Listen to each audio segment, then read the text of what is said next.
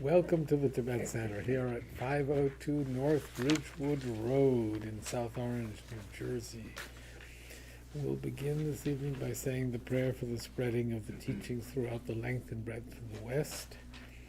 By the force of the blessings of the non-fallacious three precious gems, and of our truth, of our pure selfless wishes, may the precious Buddha's teachings flourish and spread to the expanse of all areas throughout the length and breadth of the West. For all the people living there, together with their near ones, who have engaged in the teachings and have faith and respect for them, may all conditions adverse to their practice of the pure Dharma be dispelled, and an excellent collection of favorable conditions increase like the waxing moon. And especially for those who work on methods to accomplish the flourishing and spreading of the victorious one's teachings, which are the source of benefit and happiness, may they never be oppressed by masses of interference and adverse conditions, and may this spontaneously happen just as we have hoped and wished. Thus have I heard once. The Blessed One was dwelling in the royal domain of Vulture Peak Mountain, together with a big gathering of great monks and great bodhisattvas. At that time, the Blessed One entered the Samadhi, which examines the dharmas called profound illumination, and at the same time, noble Avalokiteshvara, the Bodhisattva Mahasattva, looking at the profound practice of transcendent knowledge, saw the five skandhas and their natural emptiness. Then, through the inspiration of the Buddha, Venerable Shariputra said to Avalokiteshvara, "How should those noble ones learn to wish to follow the profound practice of transcendent knowledge?" And Avalokiteshvara answered, "Venerable Shariputra, whoever wishes to follow the profound practice of transcendent knowledge should look at it like this, seeing the five skandhas and their natural emptiness. Form is empty, emptiness itself is form, emptiness is not separate from form, form is not separate from emptiness. In the same way, feeling, discriminating awareness, compositional factors, and consciousness are empty. Thus, although dharmas are empty and have no characteristics, they are unborn and unceasing. They are not impure or pure. They neither decrease nor increase. Therefore, since there is emptiness, there is no form, no feeling, no discriminating awareness, no compositional factors, no consciousness, no eye, no ear, no nose, no tongue, no body, no mind, no appearance, no sound, no smell, no taste, no sensation, no objects of mind, no quality of sight, no quality of hearing, no quality of smelling, no quality of tasting, no quality of sensing, no quality of thought, no quality of mind consciousness. There are no nidanas from ignorance to old age and death, nor their wearing out. There is no suffering, no cause of suffering, no ending of suffering, and no path, no wisdom, no attainment, no non-attainment. Therefore, since there is no attainment, the bodhisattvas abide by means of transcendent knowledge, and since there is no obscurity of mind, they have no fear. They transcend falsity and pass beyond the bounds of sorrow. All the Buddhas who dwell in the past, present, and future, by means of transcendent knowledge, fully and clearly awaken to unsurpassed, true, complete enlightenment. Therefore, the mantra of transcendent knowledge, the mantra of deep insight, the unsurpassed mantra, the unequaled mantra, the mantra which calms all suffering should be known as truth, for there is no deception. In transcendent knowledge, the mantra is proclaimed, Tathagata Om Gate Gate Paragate Parasamgate Bodhisoha. O Shariputra, this is how a Bodhisattva Mahasattva should learn profound transcendent knowledge. Then the Blessed One arose from that samadhi and praised the Bodhisattva Mahasattva Avalokiteshvara, saying, Good, good, O son of noble family, profound transcendent knowledge should be practiced just as you have taught, and the Tathagatas will rejoice. When the Blessed One had said this, Shariputra and Avalokiteshvara, and the whole gathering in the world with its gods, humans, asuras, and Gandharvas, their hearts full of joy, praised the words of the Blessed One. With the wish to free all beings, I shall always go for refuge to the Buddha, Dharma, and Sangha until I reach full enlightenment. Inspired by wisdom and compassion, today in the Buddha's presence, I generate the mind intent on full awakening for the benefit of all sentient beings. As long as space endures, as long as sentient beings remain, until then may I too remain to dispel the miseries of the world. With the wish to free all beings, I shall always go for refuge to the Buddha, Dharma, and Sangha until I reach full enlightenment. Inspired by wisdom and compassion, today in the Buddha's presence, I generate the mind intent on full awakening for the benefit of all sentient beings. As long as space endures, as long as sentient beings remain, until then may I too remain to dispel the miseries of the world. With the wish to free all beings, I shall always go for refuge to the Buddha, Dharma, and Sangha until I reach full enlightenment. Inspired by wisdom and compassion, today in the Buddha's presence, I generate the mind intent on full awakening for the benefit of all sentient beings. As long as space endures, as long as sentient beings remain, until then may I too remain to dispel the miseries of the world.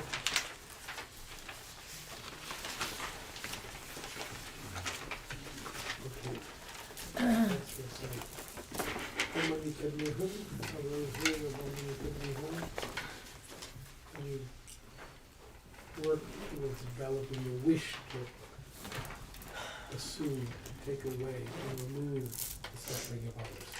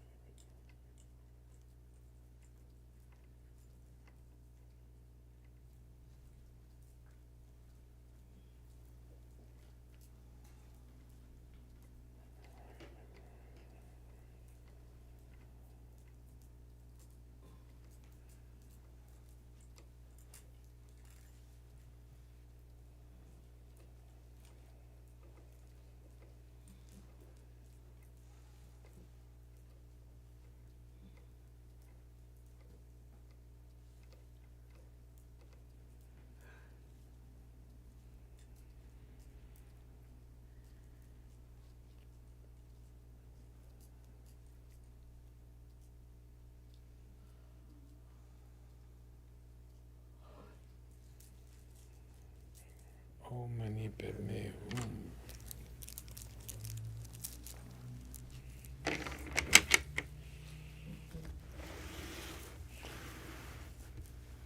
So, when you're doing that, if you like, you can really imagine that you are assuming, taking on the suffering of all others. You can think of breathing in the dark soot-like quality of the negativity of all others, and you can think of your sense of self here at the heart, and as you breathe in, you are extinguishing or diminishing the flame of self-cherishing and self-grasping that you can visualize here. Then you can think of breathing out all of your virtues and providing others with happiness and freedom from suffering. So you can actually imagine engaging in this wish to remove the suffering of others and provide them with happiness.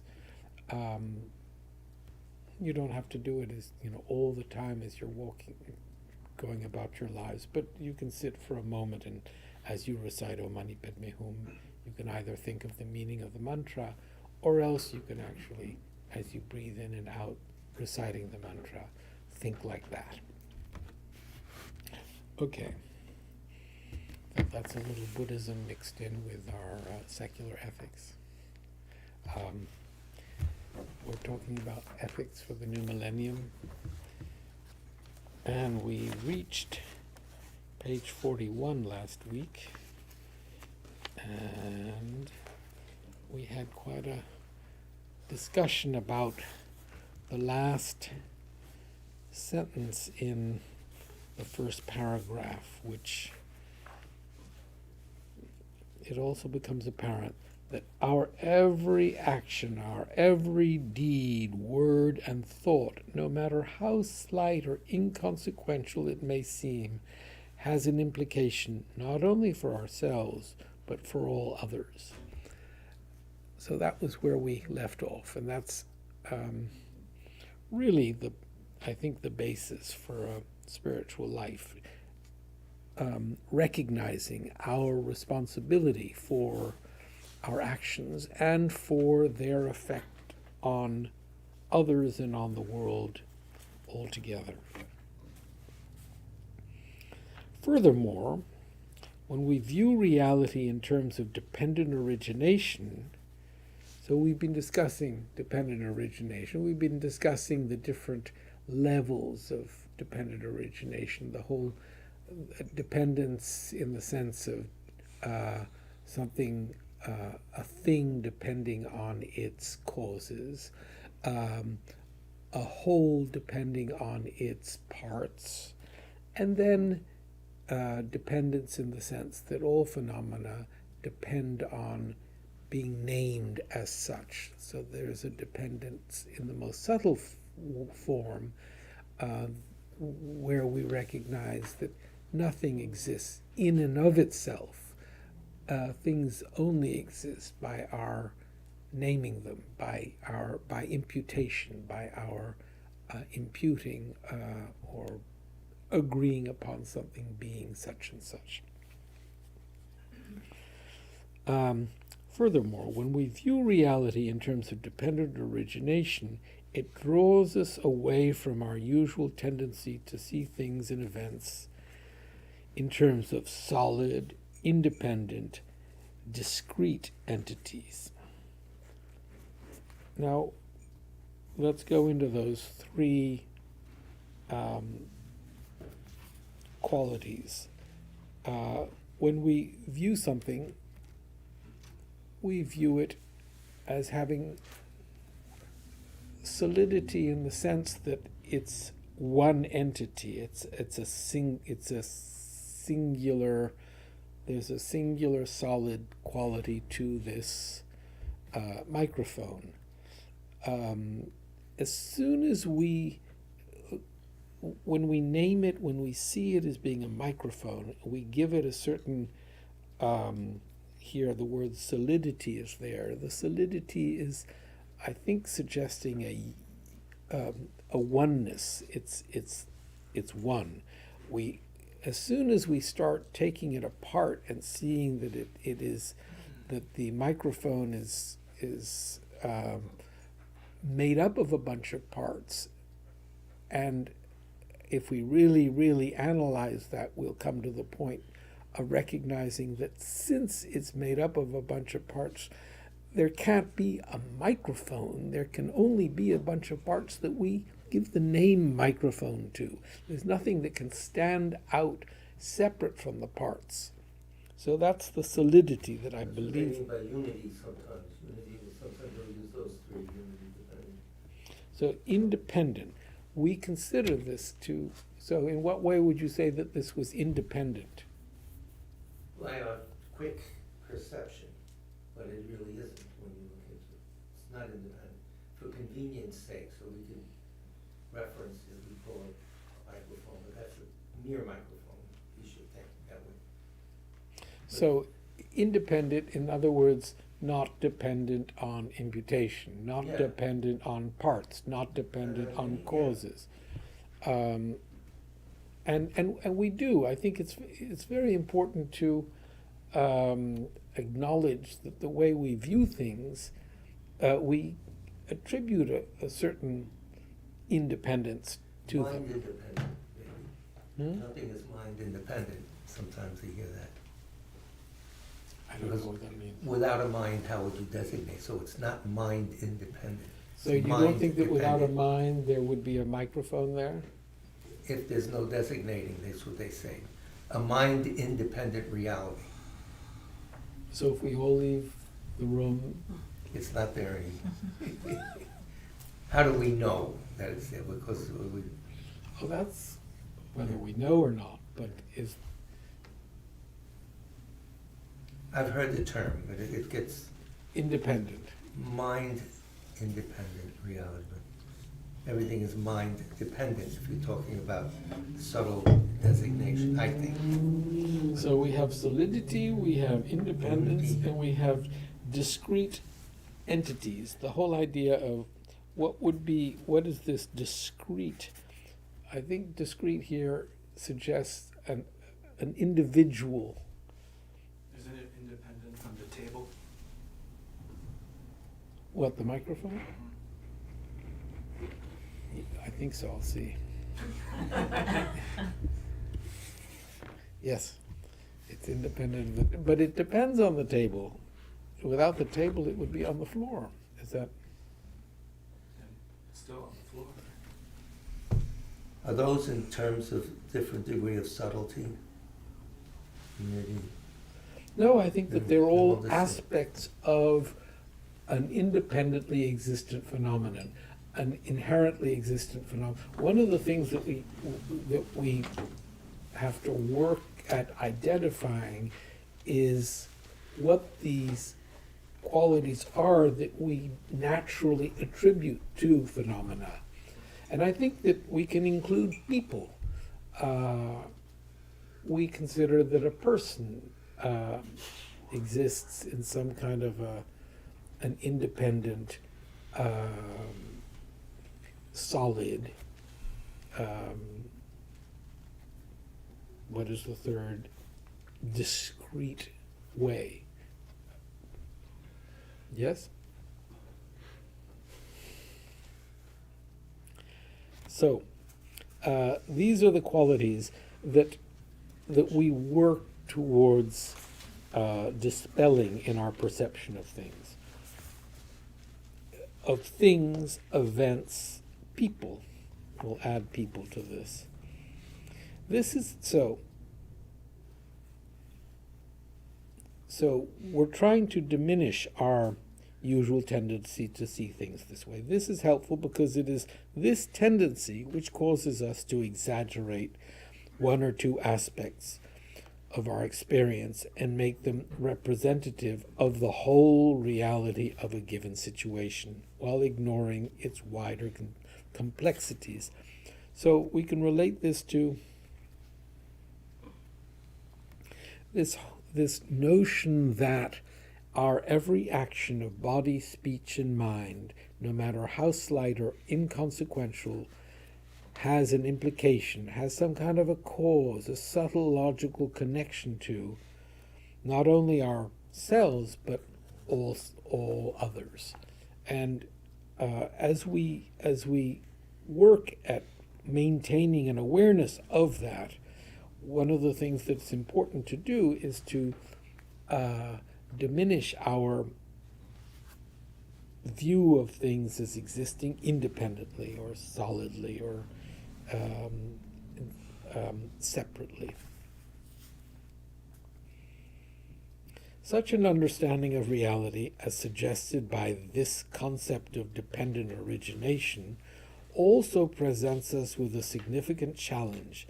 It challenges us to see things and events less in terms of black and white and more in terms of a complex interlinking of relationships, which are hard to pin down, and it makes it difficult to speak in terms of absolutes. Moreover, if all phenomena are dependent on other phenomena, and if no phenomenon can exist independently, even our most cherished selves must be considered not to exist in the way we normally assume.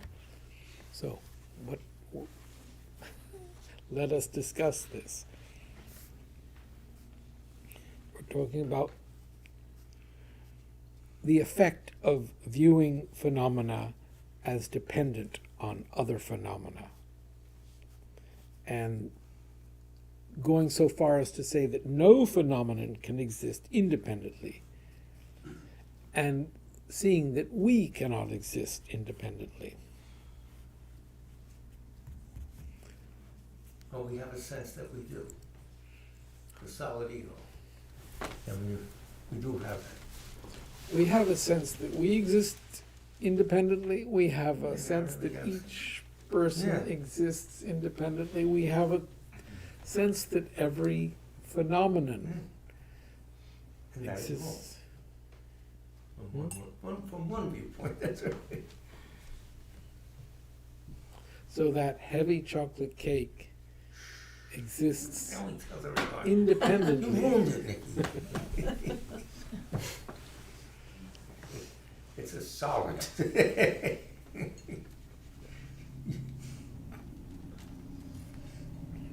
chocolate's always a complex. Okay. So this is, I mean, it's all being very quiet.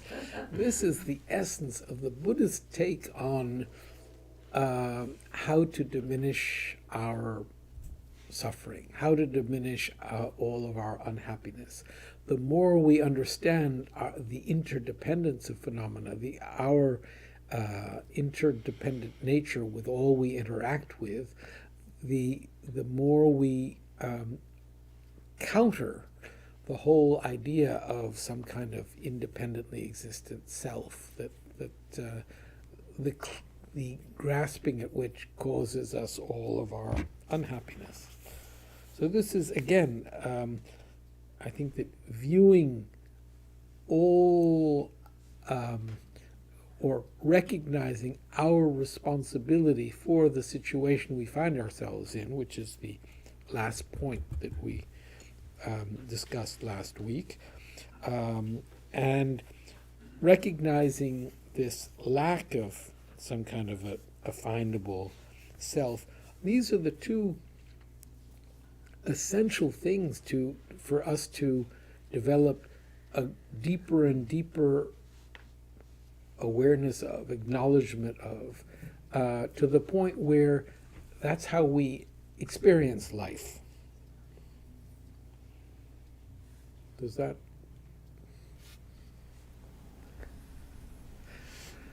Everyone is very silent today. I feel this is really something to discuss, to get our teeth into. Could you say something about if there's a conflict, for example, if you're in a conflict, which Mhm. conflict now, how do you see that in terms of being able to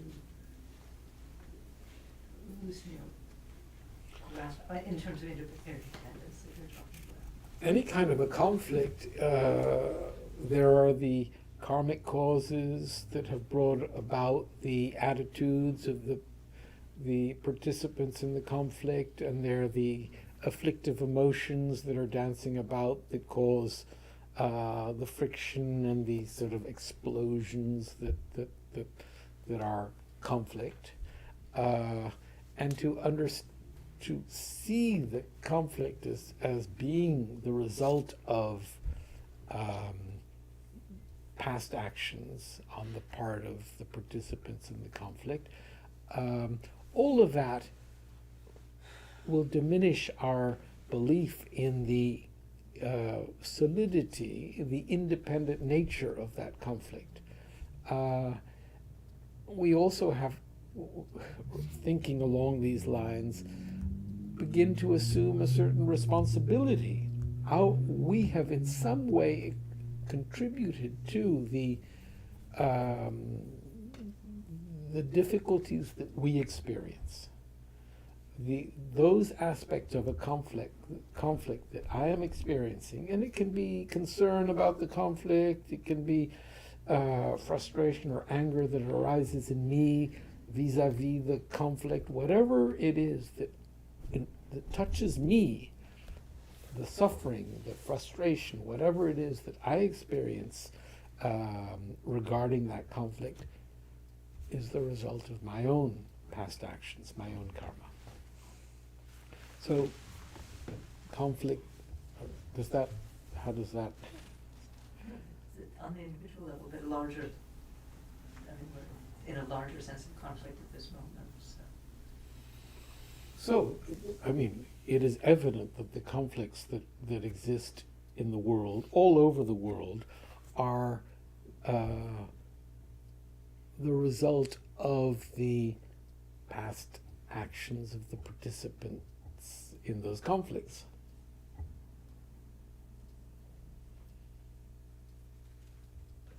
Yeah? Yeah, no, it's very helpful, thank you. And we may not consider that we are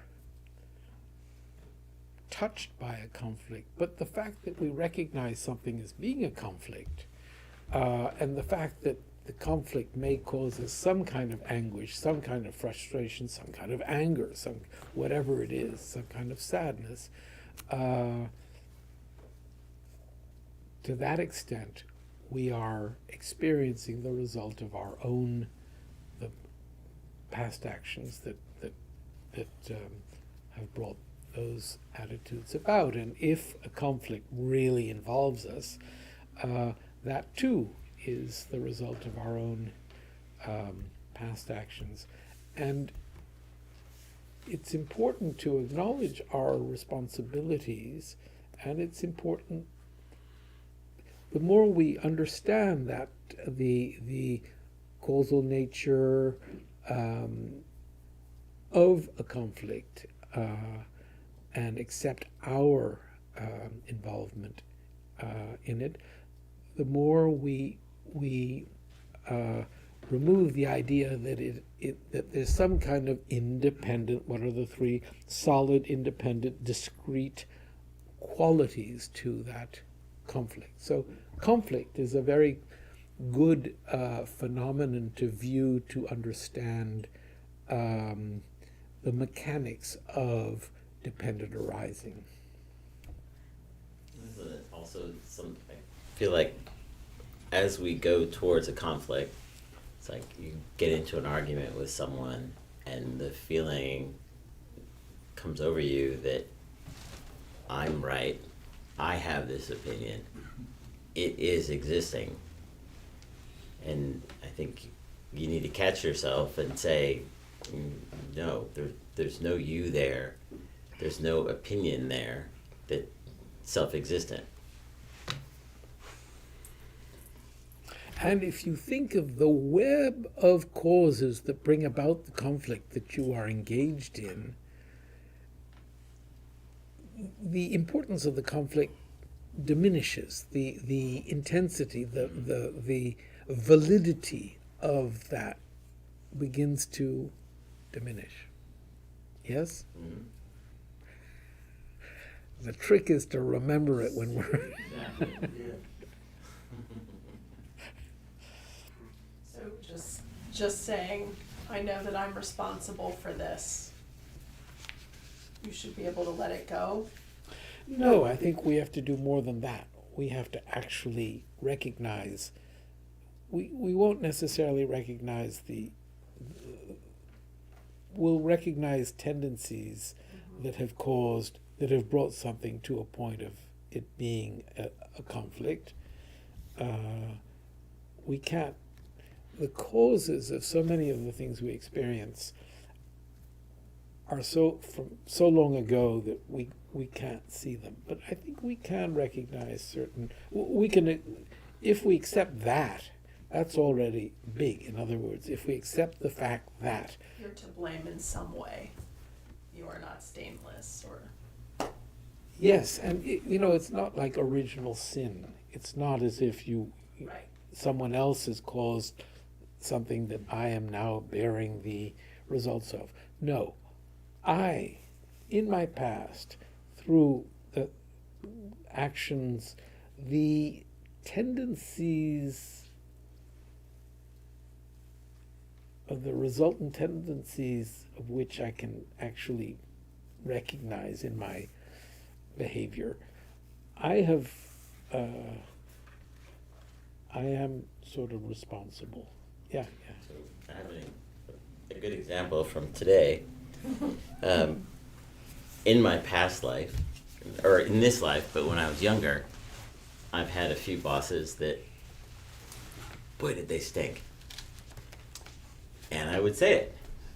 And, you know, I'd tell other people, man, this person, whatever. So today, when I hear someone else say, Thomas is a lousy, I'm like, oh. It's like, oh, yeah, okay. I had that coming. And it was just this realization of like, yeah, well, I used to say that about my boss all the time too, so that's just the way it is. And it wasn't even a letting go kind of thing, it was just a, oh, yep, yeah, I gotta expect that more and more people are gonna, at some point, go, yeah, God, he's stupid. Because I've said that about other people. Especially when you're a boss. Yeah. When you're in that position, Yeah. there are going to be these attitudes, Yeah. and you're going to take decisions that people don't necessarily agree with. And they might be wrong decisions that I make. You know, so it's not that I'm always right. I mean, I am. But you're not always wrong either. Right. You're Yeah. not always wrong, It's- so. You know, those simple things in life that you realize, wow, like, yeah, I did that. But we don't want this to lead to guilt or shame, do we? So, no, not in our sort of Occidental idea of guilt and shame, but we can feel embarrassed by our non-virtuous behavior is good because it helps prevent you from and I think that to be ashamed of the negative things that we might have done can help us in our determination to counter the tendency to behave in a certain way. But you meant something more than... Well, I think it seems like it's very easy for that sense of an inherent self to creep in and saying, oh, I caused this.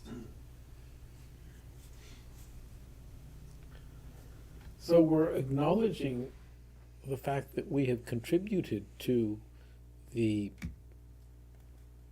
problem. Well, but what do you... I'm just saying that, The guilt. yeah, I mean, that we are also meant to analyze what we mean by we. mean, Or I. Can I?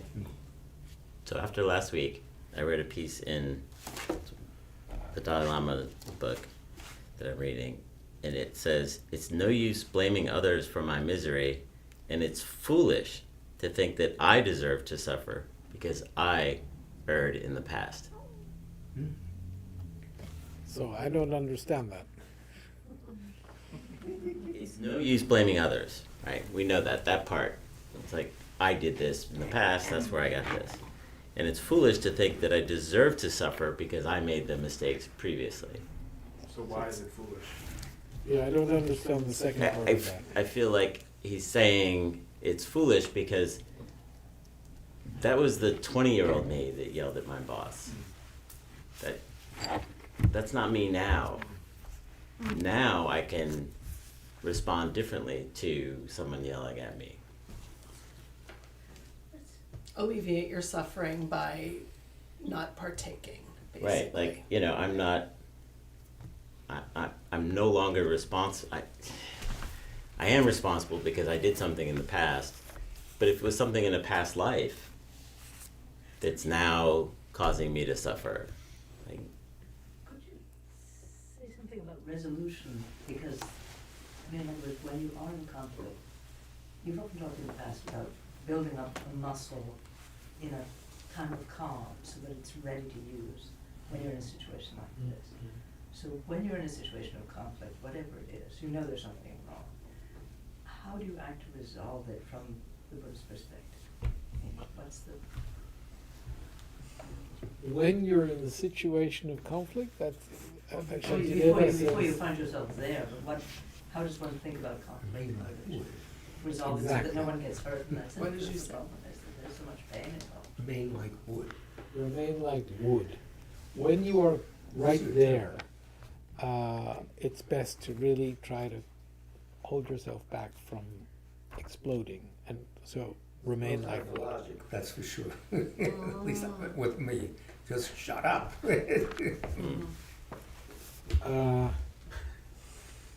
But I think that, I think we have to analyze this whole idea of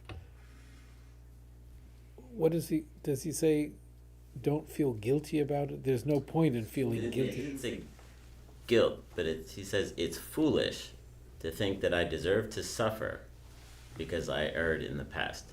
Erred. I don't, I find that really difficult to accept. Deserve Me to too. suffer, it's just normal. I don't know. But you suffer because of something you did in the past, that's it. You didn't do it, you don't suffer. An acceptance of cause and effect, an acceptance of karma is very important. But I feel like it's almost like he's specifically writing to the Westerners, and myself, I grew up Catholic, and that guilt, it's just driven into you from the teachings, from you're a small child and you're guilty. Every mistake you make, there's this guilty feeling, and this is like, well, it's foolish to be guilty. Like, So you did it and you're That's my responsible brother's for it, favorite but I don't know. I've been wrestling with this all week. So, who worked on this book with? Tubton children. Yeah. I'm thinking that karma, the law of cause and effect, is a natural function, a natural law, but we're all trying to kind of escape that. And so to say that you're deserving to suffer, it's like this is the way life is. It's not like we necessarily deserve it. Maybe it's something like that. You maybe need to read more of the paragraph. Yeah, it's more like more scientific, not this theistic religion-based guilt, but more of a like you did something like this in the past. This is the result. So, yeah, but if this is the result, it's that as a result of having engaged in that action, Right. one deserves this. Right. I mean, deserve in that sense, I think, is valid. I think it's different than caused. Can you read it one more time? Sorry. My brother always said, no matter what you did, you were wrong. It's no use blaming others for my misery, and it's foolish to think that I deserve to suffer because I erred in the past. So maybe it means you don't have to suffer. It's foolish to believe that you have no tools to emerge from Right. this, is the way I would take it. Yeah, and not look at it like I'm suffering in this moment because of something external. Don't move yourself Just forward. this scientific cause and effect that happened, and now I'm getting yelled at. No. Or Then the use cause it. ran out of its power, and that's enough to Right, do that and again. the cause happened, and now I can Yes, move on. That's it. Like I'm done. the bad thing happened, and Unless you yell back and cause more. yeah, Right, it's saying use this wisely, maybe, you have the opportunity to use this wisely. So, if you regret your action and resolve not to do it again, but karma can still come and occur after that. In that sense, it can feel like maybe you don't really deserve that, but that's just the way nature is. That would be my interpretation on it. Or maybe we've erred many, many times in the past, and it's just Yeah, and it started. it's a constant, yeah. right? And it's not a moral judgment so Yeah. much as it is a scientific result. Cause and effect. Yeah.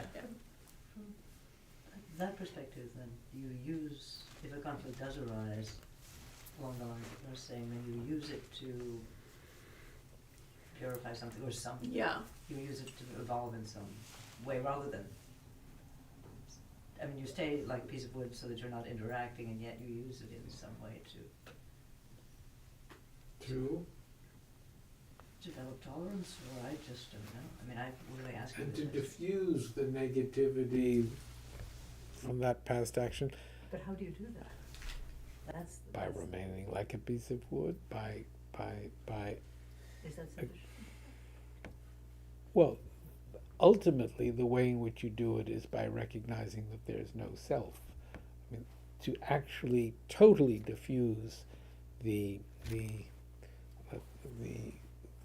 cyclic nature of, or my, can I say, my samsara, my involvement within cyclic existence, I will only be able to dissolve by recognizing that there is no inherently existent me. So the basis for all of that, I begin to work towards recognizing doesn't actually exist. I was thinking Gandhi or Christ would say, you take it into yourself. You take the negativity. You absorb the negativity of the conflict yourself, and then the other person goes free. Or the other person suffers because they're inflicting suffering on you. Well, in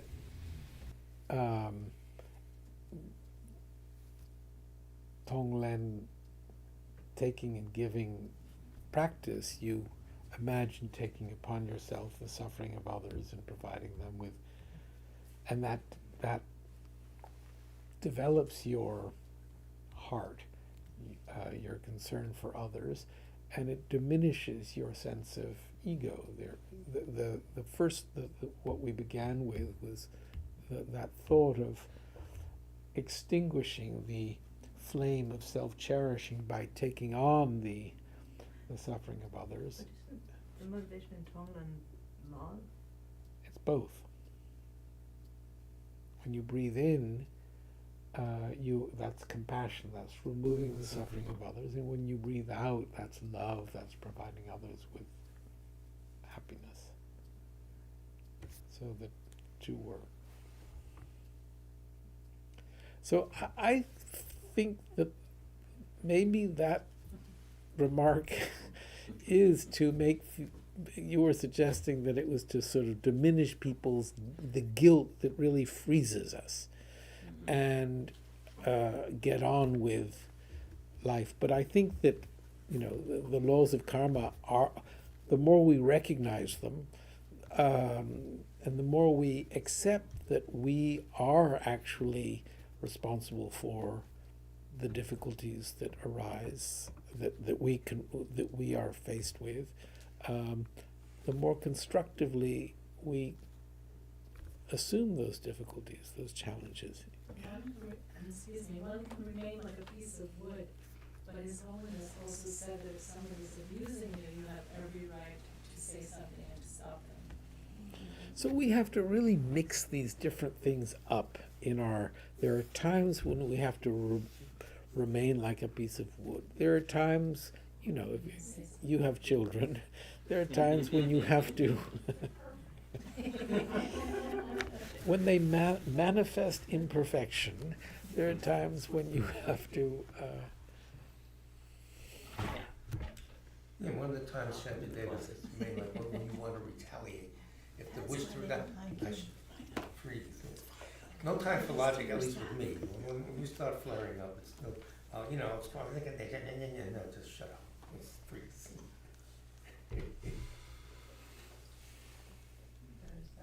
When others out of jealousy treat me badly with abuse, slander, and so on, I learn to take all loss and all victory to them.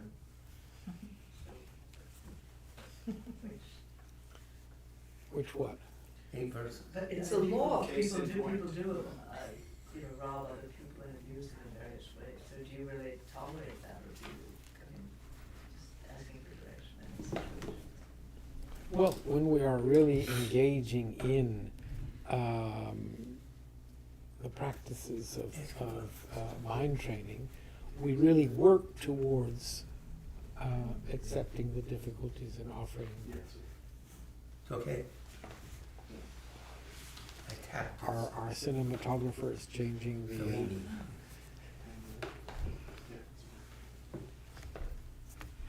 So, these are all things to think about, and determining that I should not feel. There are situations when you say to yourself, I shouldn't feel guilty about. When this person said that today, to say, I mustn't feel guilty about that. On the contrary, I can, I used to do that. May be the sense in which that's being said there, rather than it being, I'm not responsible, karma doesn't. Yeah, and I feel like I read it as, oh man, I'm so bad, which is a lot of response from people, or you feel guilty, like I'm stupid because this happened to me, and that's kind of foolish because it happened to you because of something in your distant past. So why are you gonna? So maybe the word guilty is that may be what is being identified as being problematic in that process. But we do have to assume responsibility or recognize that we are. So even if outwardly you diffuse or you are like wood and you get through the moment, what's going on inside of your head is something too, right? So, but basically, you have to work through that as well. You can't be in your head saying horrible things or thinking thoughts that are not nice, right? That's part of it too. So that's so much training, right? You can obviously be, gentle on the outside, but you have to cleanse what's going on inside. How does one do that? Slowly but steadily. But I think that indulging in the provocation to get angry leads us further into the mesh of sort of afflictive entanglement, we'll call it. And so to remain like a piece of wood is already a major, and it's, Afflictive entanglement is great. That's what goes on. Asking for a friend.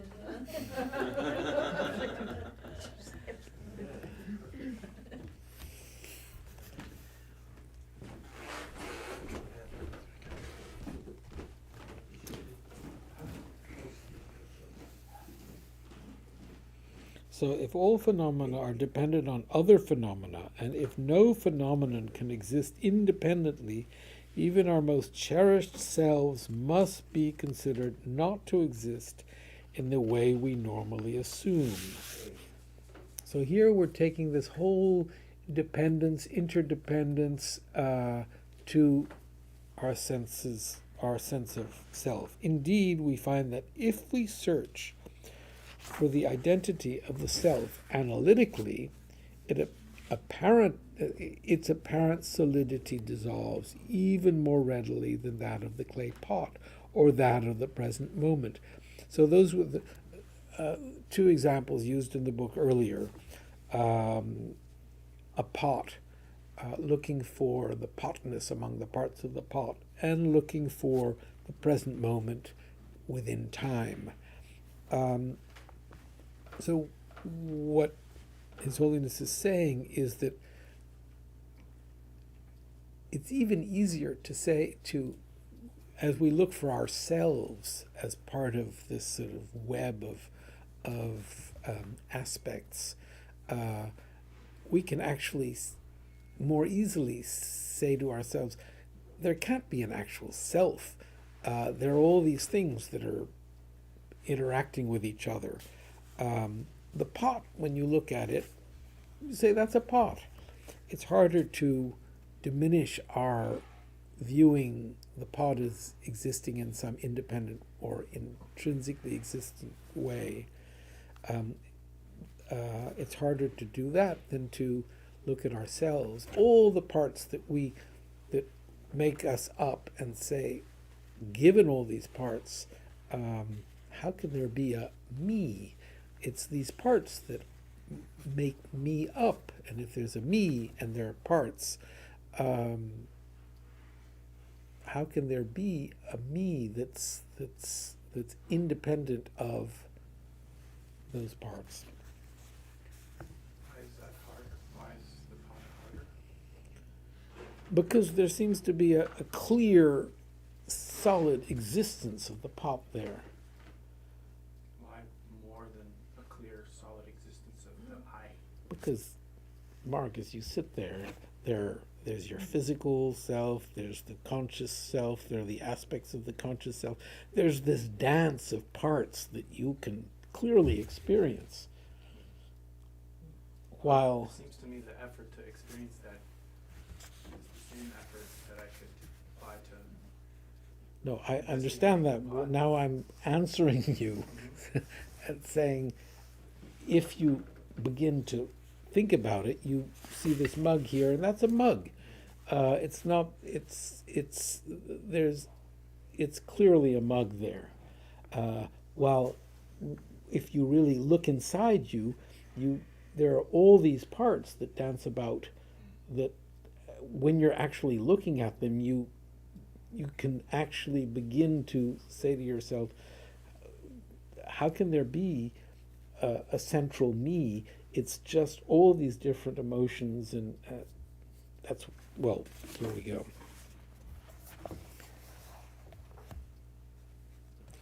For whereas a pot is something concrete we can actually point to, the self is more elusive.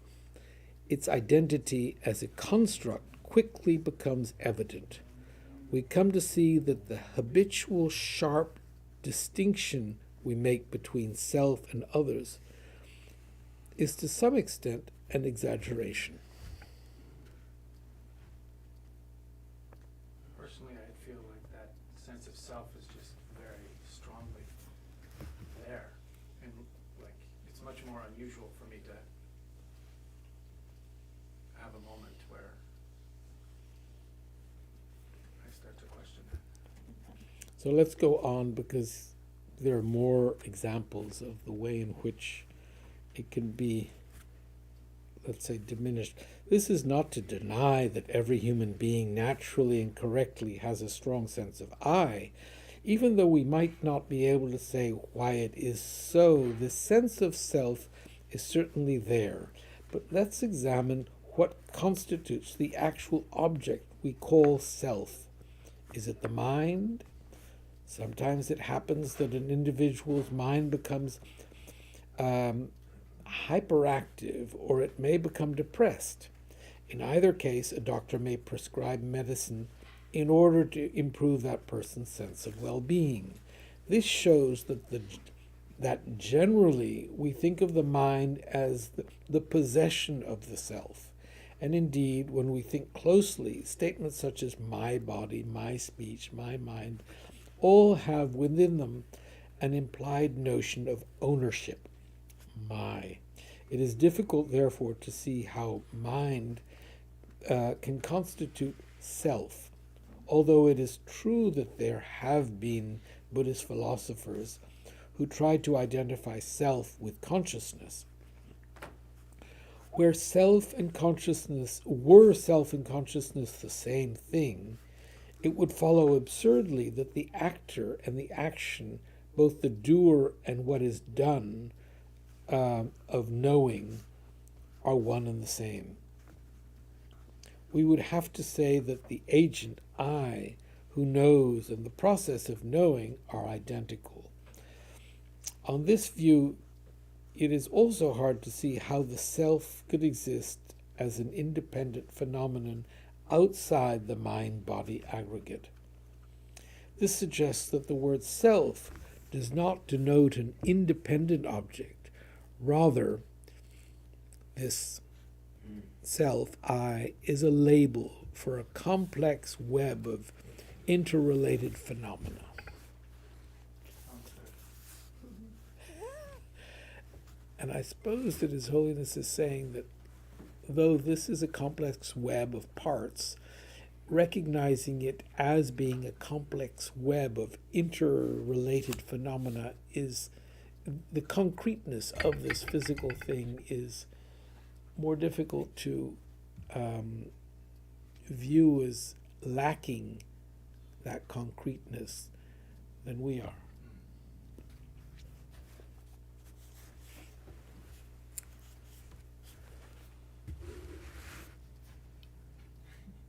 So, how do we take all this into our lives? So here, let us step back and review how we normally relate to this idea of self. We say, I am tall, I am short, I did this, I did that, and nobody questions us. It is quite clear that what we mean, and everybody is happy to accept the convention. On this level, we exist quite in accordance with these statements. Such convention is part of everyday discourse and is compatible with common experience, but this does not mean that something exists solely because it is said to or because there is a word that refers to it. No one can ever has ever found a unicorn. So, in other words, here it's not that things exist.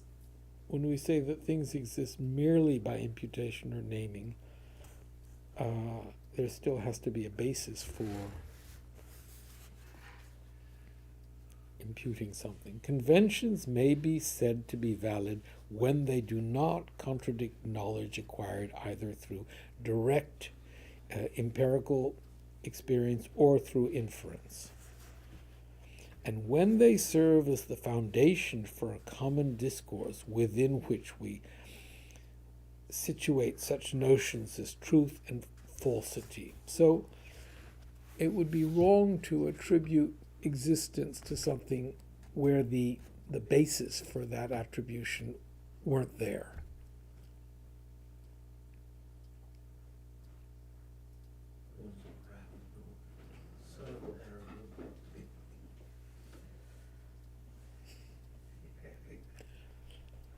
This does not preclude us from accepting that although perfectly adequate as a convention, the self, as with all phenomena, exists in dependence on the labels and concepts we apply to the term. Consider in this context an instance where in the dark we mistake a coiled rope for a snake.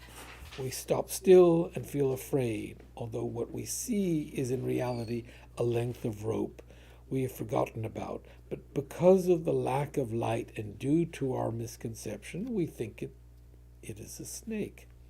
Actually, the coil of rope possesses not the slightest property of a snake, other than in the way it appears to us. The snake itself is not there. We have imputed its existence onto an inanimate object. So it is with the notion of independently existent self.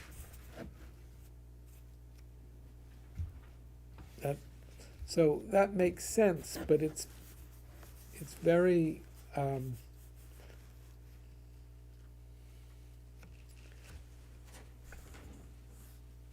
what's the difference between the snake?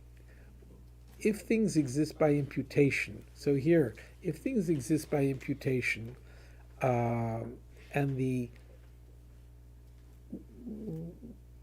basis for imputing snake, that basis has to have the qualities of they have to be a valid basis for imputing snake. Whereas in the rope, it's imputed on a mistake in vision. That's not valid. So when we talk, it is important to accept that the basis of imputation, that there has to be we can't attribute an inherent correctness to something. It's it has to be a dependent, the attribution of snakeness on the parts of a snake is valid because the parts of a snake are what that imputation of snake should be based on. That has to be valid. So we can't go around naming anything. But the decision to give the name snake to that coiled, to that sentient, whatever you want to call it, long-bodied being, is a convention. We could actually name anything. It is due to our saying that that sort of long thing with sentience is the valid basis for calling it a snake. Only then is that a snake. But that's a convention. We all agree that, these parts put together create something that we call a table. We could give the name chair to this. If we all agree that these parts put together in a certain way are a chair, so that convention, so the basis for naming is a convention.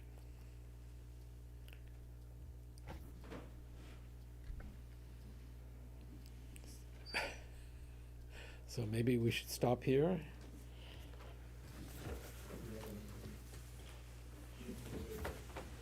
Jim Whitaker. But isn't it the function rather than the name? You could call it a chair, but it would still function in the same way. It's not a matter of just choosing a different word. No, but what I'm saying that we have to all agree that the name applies to the thing that we agree we are going to name a certain thing. But we're gonna stop here. Jim Whitaker is one of the names we have.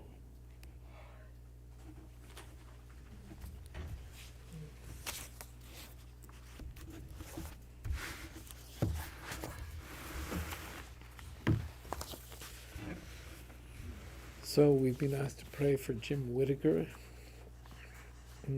I prostrate to the Omniscient One, thus the Buddha, Bhagavat, Tathagata, Arhat, Samyak Sambuddha, the learned and virtuous one, the Sugata, the knower of the world, the charioteer and tamer of beings, the unsurpassable one, the teacher of devas and humans is the Buddha Bhagavat. The Tathagata is in accord with all merit. He does not waste the roots of virtue. He is completely ornamented with all patience. He is the basis of the treasures of merit. He is adorned with the minor marks. He blossoms with the flowers of the major marks. His activity is timely and appropriate. Seeing in me is without disharmony. He brings true joy to those who long with faith. His knowledge cannot be overpowered. His strength cannot be challenged. He is the teacher of all sentient beings. He is the father of bodhisattvas. He is the king of noble ones. He is the guide of those who journey to the city of nirvana. He possesses immeasurable wisdom. He possesses inconceivable confidence. His speech is completely pure. His melody is pleasing. One never has enough of seeing him. His form is incomparable. He is not stained by the realm of desire. He is not stained by the realm of form. He is not affected by the formless realm. He is completely liberated from suffering. He is completely and utterly liberated from the skandhas. He is not possessed with dhatus. His ayatanas are controlled.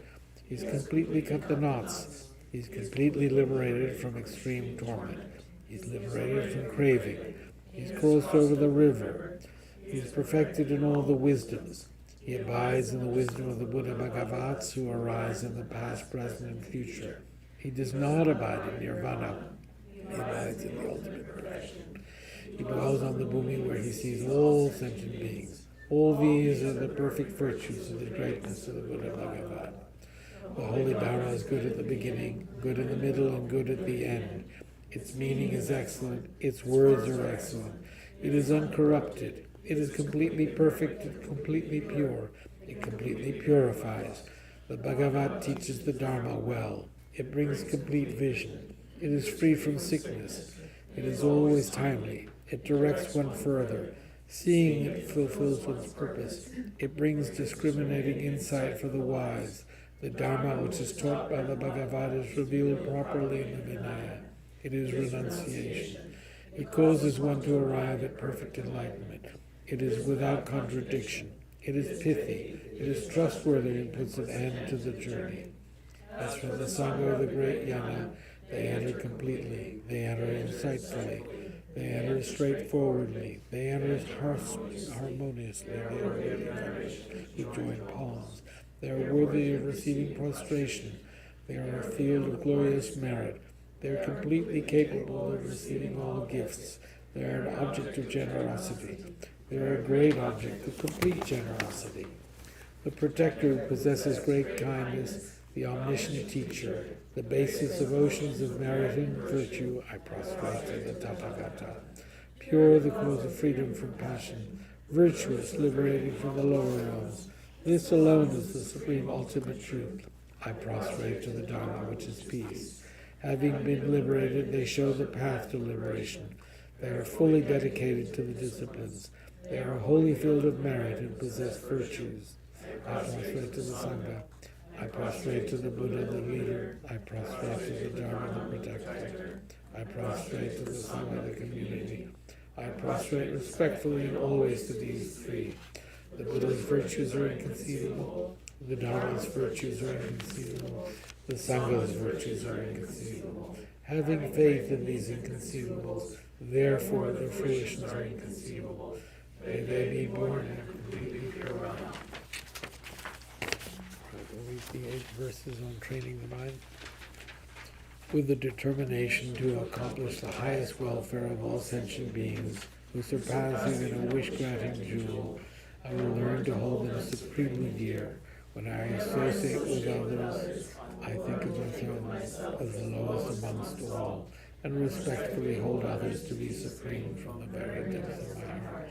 In all actions, I will learn to search into my mind, and as soon as a disturbing emotion arises, endangering myself and others, I will firmly face and avert it.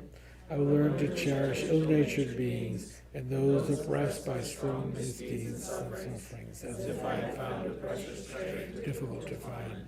When others out of jealousy treat me badly, with abuse, slander, and so on, I will learn to take all loss and offer the victory to them. When the one whom I have benefited with great hope unreasonably hurts me very badly, I will learn to view that person as an excellent spiritual guide. In short, I will learn to offer to everyone without exception all help and happiness directly and indirectly, and respectfully take upon myself all harm and suffering. I will learn to keep all these practices undefiled by the stains of the 8 worldly concerns. In my understanding, all phenomena is like illusions, be released from the bondage of attachment. Our prayer for the swift return of Dr. RINPOCHE. Exalted wisdom of all victors gathered in a drop, sole refuge manifest in the form of one wearing saffron robes. Please bear with us here today that our prayers may be fulfilled. We beseech the great torch of doctrine, accomplishing from long ago the vast waves of aspirational prayers. Lord, speak to the victorless on his teachings, spreading them to these that might be easy explanation and practice. Beholding the commitment, I will invite all beings to be my guests in this great awakening. Yet you have withdrawn the activities of the form body that serves the welfare of others. It is with that wisdom we want to please against our cause. though impossible for you to seek the existence and to abandon your commitment to liberate all beings, we beseech the new son of Nirmanakaya to swiftly return from the realm of Dharmakaya, brought forth by Bodhicitta drawn by 7 steeds. Having reached the far limits of scholarship, religious life, and goodness, please come swiftly as a member full order and sage teachings, as useful as you return as the glory of Losam Tempe, magnificent truth of 3 precious jewels, Mahakala, Karmayama, and Srimati Devi, and the ocean of Dharma protectors. May you spontaneously fulfill our wish, the swift blossoming of the reincarnation's fresh moonlight face.